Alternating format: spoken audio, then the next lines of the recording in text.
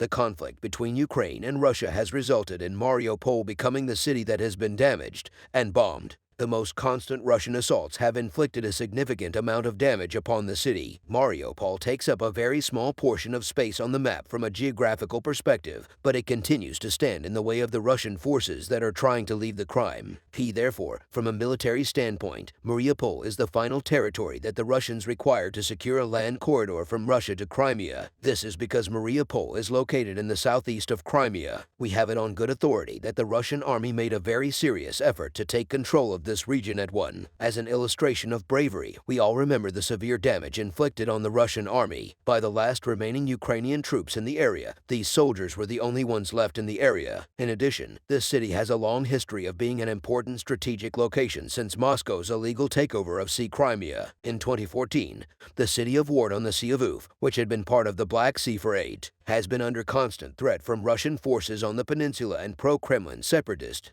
in the self-proclaimed republics of Donetsk and Luhansk, or is located in a region known as the Azov Sea. At the moment, the Russians are concentrating their efforts on Mariupol in order to construct a land corridor connecting Crimea and the east and to render the Ukrainian economy ineffective by preventing exports from the besieged port. This is a scenario that might have taken. Explosions at Russian military assets in Mariupol were unexplained and could only have happened if Odessa had also been taken at the same time as Mariupol. Within the past 10 days, there have been at least 15 explosions in the general vicinity of Mariupol, which is approximately 80 kilometers from the front lines. There were 2 Russian ammunition depots at the airports in Mepa, as well as 2 fuel depots, Russian military bases, and the port area, all of which were damaged or destroyed as a result of the explosions. As a result of the most recent assaults carried out by the Ukrainian forces, the Russian forces have started to lose control of Mariupol, which has turned into a city that is engulfed in a thick blanket of. The Russians are currently going through the beginning stages of the game's conclusion as a result of these most recent explosions. The danger posed by explosions in the port area is of particular concern here. The city played a significant role in providing logistical support for the Russian forces in terms of both the economy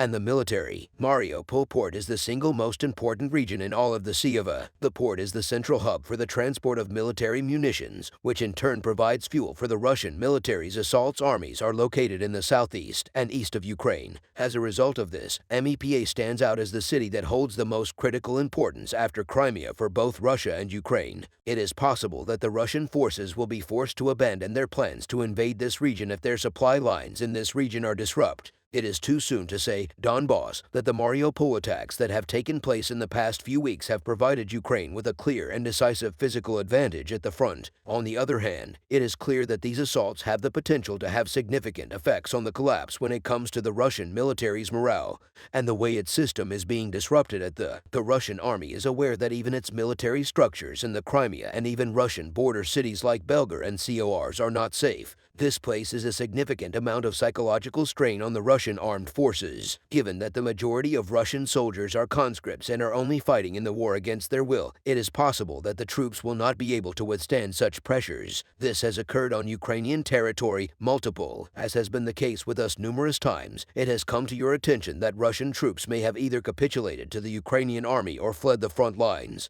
They tried to destroy Mariupol by firing cannons, rockets, and missiles at it. More than 90% of the city was damaged or completely destroyed as a result of the shelling. Also, the Russians stopped people from getting to important resources in the area such as electricity, heat, fresh water, food, and medical supplies. This resulted in a humanitarian catastrophe that was caused by humans in the past. This location served as a bustling port city and international trade hub that was home to approximately 500,000 people. People say that Mariupol is in ruins and that thousands of people were forced to. Even at this late hour, residents of Mariupol are still using ferries to escape the city's ports. The desolate city is already becoming even more quiet as a result of these escapes. The only sound that can be heard here is the general din created by explosions, gunfire, and missiles being launched into the air. We can now see that Russian troops control a portion of 80% of the coastline along the Black Sea, but they are powerless against the long-range or internal attacks that Ukraine is launching with the intention of retaking control, Mariupol and Dnipro. They are probably very ashamed of the fact that the Russian troops were unable to accomplish what they wanted. They were taken aback by the level of resistance displayed by the Ukrainians. On the other hand, Vladimir Putin has traditionally regarded the entirety of the region surrounding the Black, including the territory of Mariupol, as being a part of Russia. After defeating the Ottomans in the 18th century, the Russian Empire declared itself Nova Russia, also known as New Russia, despite the fact that Nova has not been a part of Russia since the fall of the Soviet Union in 1991. The Russian Empire maintained its claim to the name because of how bloody the conflict. It will be even harder for Putin to reach his goal of creating a sphere of influence in the area like the Soviet Union did. The Russians ran this campaign in a way that made even places that had always been very pro-Russian, very anti-Russian. On the other hand, the Mariupol helped the Kremlin spread anti-Nazi propaganda, even though many people thought it was silly, especially since President Vladimir Zelensky was. Additionally, a paramilitary organization known as the UF Brigade and Ultra both call Mariupol their home. A Ukrainian nationalist group is suspected of having ties to neo-Nazism and other forms of extreme right-wing ideology. This brigade was established in 2014 as part of the resistance against the operation in Crimea. However, after taking measures to distance themselves from their ties to the FAR, they eventually merged with the larger Ukrainian National Guard. In addition, this illustrious brigade put their lives on the line in a desperate attempt to save the city. Even though they are not outnumbered in terms of troops or firepower, the Ukrainians can still demoralize their opponent. If they demonstrate that they are not going to give up because of the 8 years of experience that they have gained in the Donbass region, they still have the possibility of participating in the subsequent phase of the conflict. Despite all of these devastating losses, Russia appears to be maintaining its aggressive stance in the cities of Ukraine. A similar strategy is implemented by Russian military personnel within the city of Bakhmut. In spite of the fact that they used up almost half of their supplies in Blackwood, the Russian army was still unable to gain complete control of As the conflict continues to escalate, it appears that the invading troops are contemplating whether or not to use the remaining half of their ammunition. Here, the situation is getting worse because of the explosions in Mariupol and the large number of Russians who have died there. The length of time that has passed since the beginning of the Russia-Ukraine war, which is now more than a year old, has resulted in a significant increase in the amount of time spent discussing when and how the war will. The speeches of Putin and Biden began as did the beginning of crucial information regarding the course of the war. Russia's President Putin gave a list of Biden and Zelensky claims that are at odds with each other about how the war started and where it is now. In a nutshell, the Russian side, as well as the Ukrainian side, and its primary backer, the United States of America, keeps insisting that the war was started by the other side and that they are only engaged in a defensive conflict for the sake of universal principles. Also, both sides say they are winning the war and that the other side hasn't been able to reach its goals. Even though it has a lot of money in this way, the Russians tend to make the situation seem worse than it really is while ignoring some. It is possible to say that it is extremely unlikely for a solution to be reached through negotiations to end a war in which both sides believe they are winning. For there to be a chance of achieving peace through negotiation, at least one of the parties involved needs to be of the opinion that continuing the war would incur costs that they cannot afford, and that the likelihood of losing the conflict is. Unless that happens, those who want there to be no conflict have the best chance of achieving their goal through temporary ceasefires and a short-term freeze of the current front line. In spite of this, it is highly unlikely that this will occur in a situation where both sides believe they have a military and strategic advantage over the other. We kindly ask that you do not overlook the necessity of subscribing to our. In addition, make sure that your notifications are turned on so that you are aware of any new videos. Our knowledgeable team takes great care in preparing our content for you. You are able to show your support for us by subscribing. One of the geographical areas that determined the outcome of the Second World War was between the borders of Ukraine and Belarus. At the same time, the route between Cherny and Gamel, which connected Ukraine and B, was the most important region for the Soviet armies to control. We marched first to Poland along this route, and then we marched back to Berlin along the exact same geography. The gasoline stored in Russian tanks froze and eventually made its way to Moscow. Today in Eastern Europe in the last century, the same geography is getting ready to play a critical role in what will be the second most violent conflict of the century. In the early stages of the conflict between Ukraine and Russia, Putin's tanks moved through Gamel on their way to Trini, where they eventually joined the besieging of Kiev. At this point in the conflict, Belarus was an extremely important factor in determining the mobility of the Russian army in the ELSKY. The topic of Belarus's regions was brought up next. The besieging of Kiev was supposed to be finished off with an extraction of Russian forces from B, but things did not work out the way Putin had hoped for them to. The date on the calendar revealed that it has been 1 year since the initial siege of Kiev, and the Russian military is currently making preparations for another siege. At this point in time, the significance of Belarus has reached its highest possible level. On the other hand, this time, the Ukrainian armed forces will make sure that Belarus does not manage to surprise. The Ukrainian was forced to take these very difficult steps. All of the vital connections between Belarus and Ukraine were severed all of a sudden by armed forces. At this point, if we examine the connection routes and points, we will see how crucial it is to have a border between Belarus and Ukraine. Along the border between Ukraine and Belarus are a number of roads and bridges that are of critical importance. The transition points Anate, Nazary Neros, and Azvisai cover very crucial areas that the Russian army may bring with it to Ukraine if it moves from these points. A catastrophe for the armed forces of the Ukrainian nation. In a similar manner, an offensive launched from the southern part of the city of Gamel, Belarus will place Ukraine's armed forces in a precarious position. For this reason, we observe a wide variety of measures taken by the armed forces.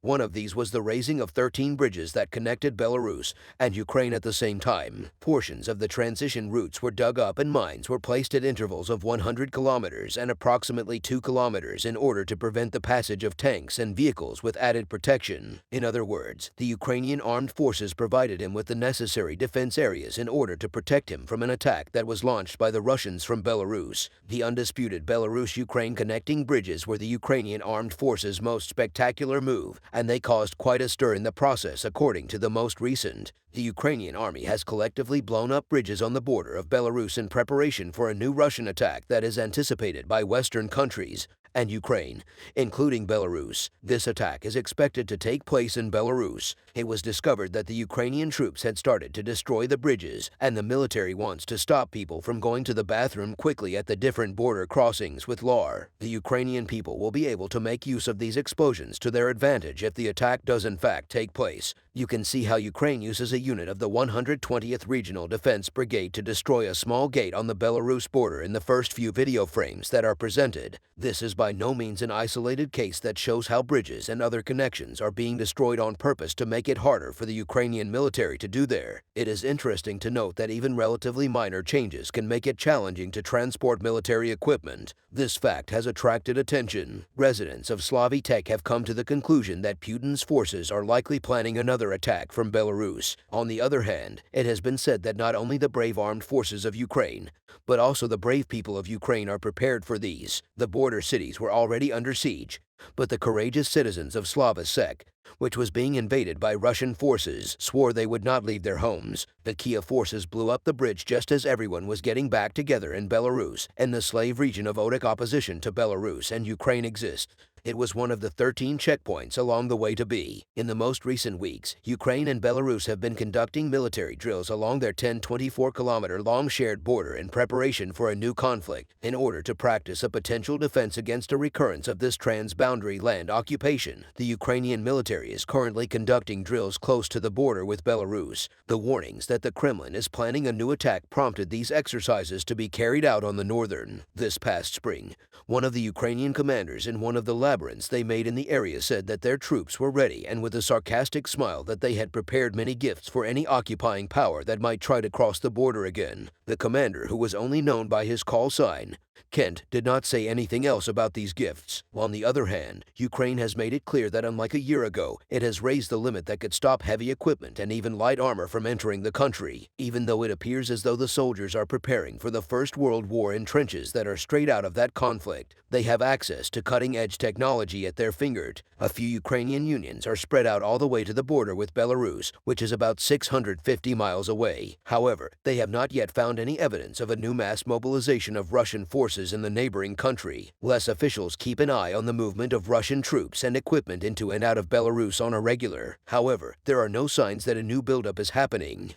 In any event, the Ukrainians have made up their minds to abstain from hunting. It has come to our attention that Ukrainian soldiers patrol the border in order to keep track of any movement along it several times a day. Reconnaissance unmanned aerial vehicles take off from Ukrainian positions deep within the dense forest that covers both sides of the border with a close ally of. These vehicles scan the atmosphere and the ground on the other side of the border in an effort to identify any potential issues. This time, Ukrainians do not take risks since the beginning of the summer. They have been working to improve the defenses before the spring offensive, which the military officials are waiting for in order to launch mines. They dig trenches into the forest and expand them further into the forest. The people who live in the villages that were temporarily occupied in the region the previous year are terrified at the prospect that everything will begin once more. These people have fled into the forest. On the other hand, the level of conflict is growing in the east of Ukraine. This year, the majority of the bloodiest conflicts that took place in Black Mount, an industrial city located on the front. The city, which had a population of approximately 70,000 people at one time, was almost entirely destroyed, and the majority of its former inhabitants are now under the control of Russia. Even though a retreat from Bach is no longer possible, the Ukrainian armed forces continue to inflict damage on the Russian army. Protecting the northern region of the country, however, has become a much higher priority for UK. In spite of the fact that we have brought up the lack of activity in Belarus, the Russian army possesses a high degree of mobility and is making preparations for conducting an operation through Moscow and Belarus. The attack that was carried out on Gamel Airport is the single most telling sign of this. While the Allies were getting ready to hold joint military drills, Moscow issued a warning that there would be a coordinated response to any attack on Russia or B, which is also Russian territory. Officials from Belarus Ministry of Foreign Affairs have said that their country could get involved in the conflict in Ukraine if Kiev decides to take over Belarus or Russia. Alexia Polishchuk told Russia's state media in an interview that the goal of Russia's military drills with Belarus was to stop Belarus from climbing. On the other hand, he told Moscow's closest ally that it was about to join the conflict in a very serious, but Belarus has said again that it will not take part in the conflict even though it helped Russia when it was occupying Ukraine. Kiev claims that Russian military personnel are still present in Belarus. Last month, Belarus said that Minsk had dropped a Ukraine S-300 air defense missile in an area called Ukraine's ambassador in the country. These attacks took place in the airspace for drone and missile. The Ukrainian Ministry of Defense has stated that it will conduct an investigation into the incident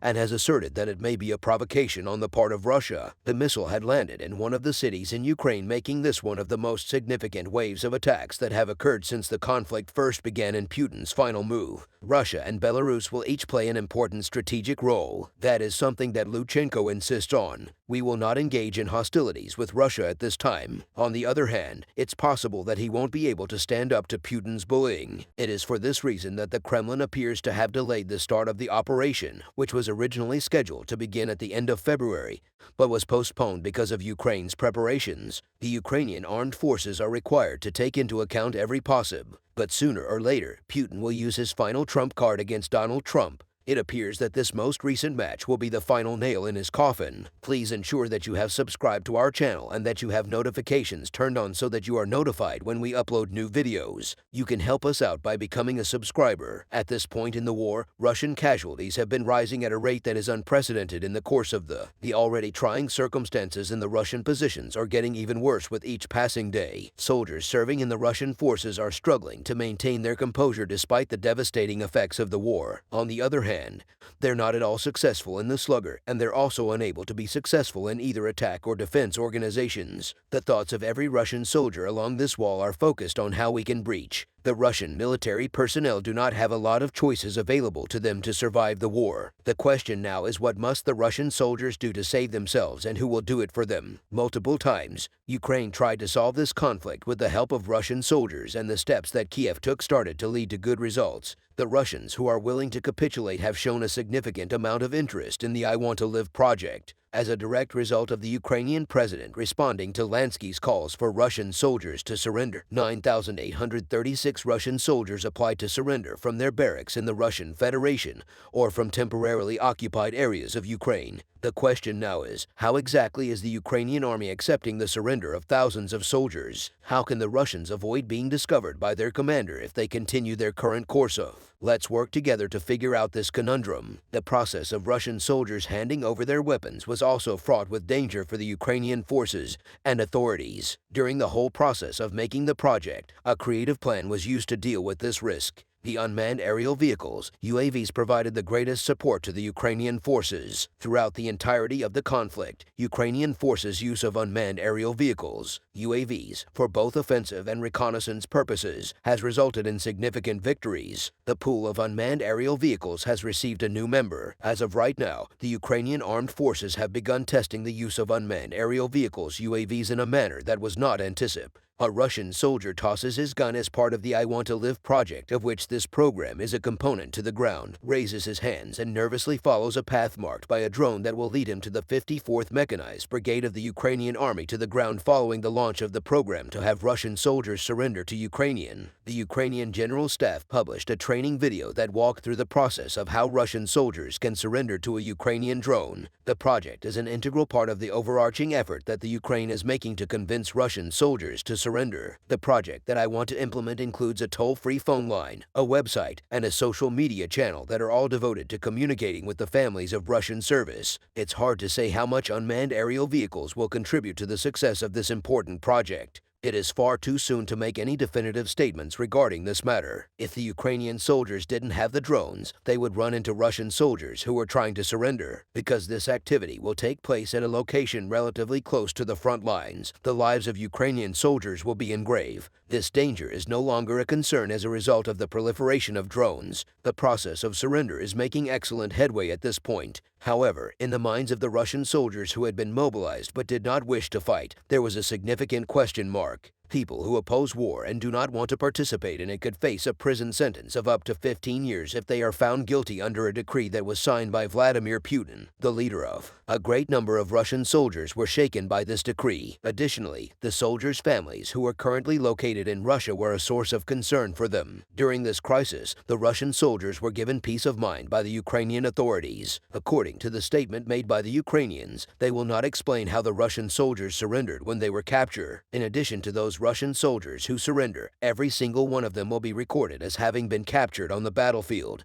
In exchange for the Russian soldiers giving up the coordination headquarters, the government has made several promises about how war prisoners will be treated. Russian soldiers who give themselves up will be able to get help and legal support from other international organizations. This will give them peace of mind knowing that they will be treated. According to the Geneva Convention, the International Committee of the Red Cross is in charge of monitoring the conditions of the stay of prisoners of war. You may recall that the Russian soldiers who were sent to Ukraine as part of the mobilization are unable to meet even their most fundamental requirements. Some Russian soldiers stationed in Ukraine have been quoted as saying that they are only allowed to eat one meal per. At the same time, it is forbidden for Russian soldiers to communicate with their loved ones back home. As a consequence of this, numerous uprisings took place. The Ukrainian government provides the Russian soldiers who have surrendered with 3 meals a day, access to medical care, and consistent communication with their families. The situation of Russian citizens currently residing in Ukrainian camps is communicated to the general public in an open and honest. In addition to the International Committee of the Red Cross, a CRC, certain members of the media were granted access to visit the camps. Organizers make routine visits. The Russian soldiers who, despite the harsh conditions in Ukraine, were able to survive, eventually surrendered, and after doing so, began to live in humanitarian conditions. The Russian soldiers have 2 different options available to. The first of these options is to return to Russia and engage in a voluntary exchange with members of the Ukrainian armed forces who are being held captive in the Russian Federation. The second possibility is to submit an application for asylum in Ukraine or in one of the other European countries. By the way, the decision is completely up to the Russian soldiers who are. It is important to note that he also provided e-cards to the Russian soldiers who were freed as part of the Ukrainians' exchange of prisoners of war. These cards contained information on how to surrender to the Russian authorities. The Russian soldiers who are required to return to the conflict are made aware in this manner that they must, once again, even if it is difficult, the Kremlin government will not know anything about how the soldiers who returned to Russia after the surrender were captured, nor will they know anything about how the soldiers were captured. They can carry on with their lives, but by filing for asylum, they have the opportunity to start over with a fresh start and a perfect life. The Ukrainian government has used everything it has to help this campaign succeed in order to announce this project.